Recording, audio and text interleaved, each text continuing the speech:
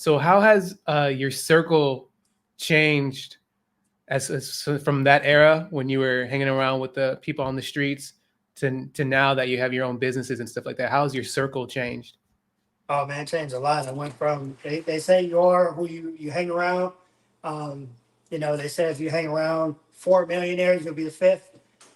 So I started hanging around with people that really wanted to do something with their lives. I couldn't hang around people that was just doing nothing because we stopped having things in common. We went from sitting at a park waiting for people to come by to fight us, and it's still guys sitting at a park to wait. Like you're literally sitting at the park or the liquor store all day. Like those days are over, man. We got one life to live.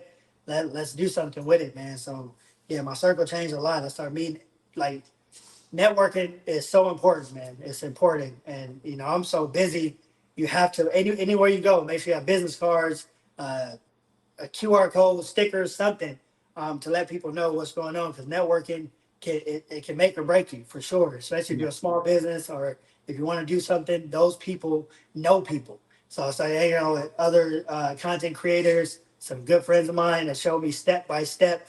Shout out to my brother Jo at JOJAYO that showed me step by step on how to get my TikTok going, man. He's at one point something or 2.4 million followers or something, man. Wow. That's my brother right there.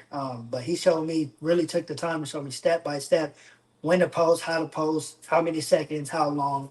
And from there, he's the reason, not even a deep fried water, he's the reason my social media and my TikTok blew up for sure. I went from a couple thousand deep fried water, I got about maybe 20, 30,000, 40,000 maybe, and new followers from that. But then when he showed me step by step how to post, then I ended up getting almost 200,000 followers.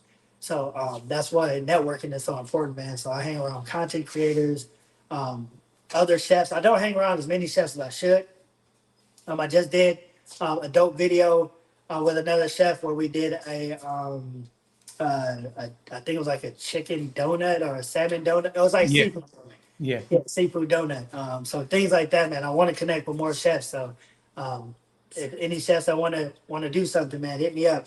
And I'm rare. Like people say, because I got the blue check. When I see a fan or a supporter DM me and I DM back, just simple words, thank you. That makes their whole day. Oh my God, can't believe you messaged me back.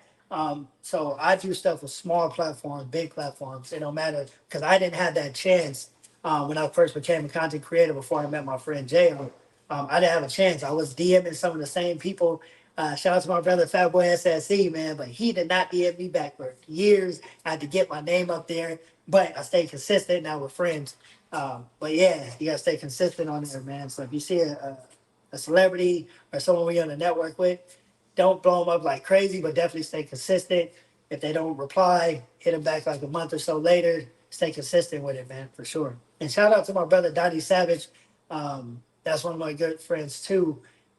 He came out to California one day. He didn't live here. He lives there now. But I pulled up to his house at 12 midnight. Pulled up there, woke up, and we did some crazy stuff. Went viral for like a pancake battered chicken wing. But I didn't ask for money. He didn't ask for money. We didn't pay. We didn't do none of that. We just literally collaborated. Then years later, we started working on TV shows together. Amazing. It's amazing what things can happen, and I think for people that are listening and watching, I think you gave some really great advice because I think a lot of people are they just be blowing up people's DMs, thinking like, oh, why aren't they reaching out? Why aren't they answering? Are they just avoiding me? And it's like, hey, like these people are busy. They got other lives that are going on.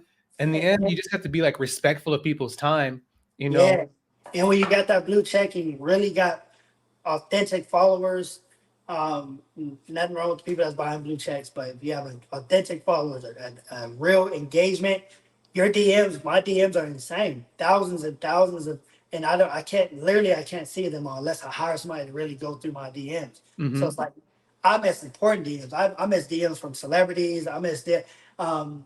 Everybody knows who Carrie Hilson is. If you guys don't, look up Carrie Hilson, amazing R&B singer, legendary. But I didn't even know I wasn't. This was years ago. She's a good friend of mine now. I didn't know I wasn't following her back. She sent me a message like, "Hey, yeah, I'm gonna follow you. You don't follow me back." I was like, "What the hell?" I seen her follow. I was like, "Damn, Carrie Hilson is following me." That's insane. And so you miss things like that. It's just so much going on when you start building that social media profile. It's messages and comments every single day. So yeah, I almost missed that. Shout out to Carrie Hilson now. Yeah, shout out to her, you know. And I think it's important to like respect these people because I feel like, in my opinion, and maybe you could probably answer this more, if someone's just kind of like blowing you up and blowing you up, it's probably like, I bet it can kind of get annoying after a while, as opposed to Yeah, like, okay, yeah, I see you. Okay, okay. A week later, okay, yeah, I remember that guy. Okay, or that girl. Okay, cool. As opposed to like every like day or every couple hours. What? yeah, yeah. It gets them, and they're not going to answer your DMs if you blow them up like that. Yeah, Be patient. I've had brand sponsorships that I reached out to that literally reached out to me 6 months later. Then we closed the deal. I sent one message or one email or a DM and an email, and then a follow up maybe about a couple weeks later. Then a couple months later, another follow up. Hey, just reaching back out, and then I'll let it go. And if you let it go, you already sent them enough.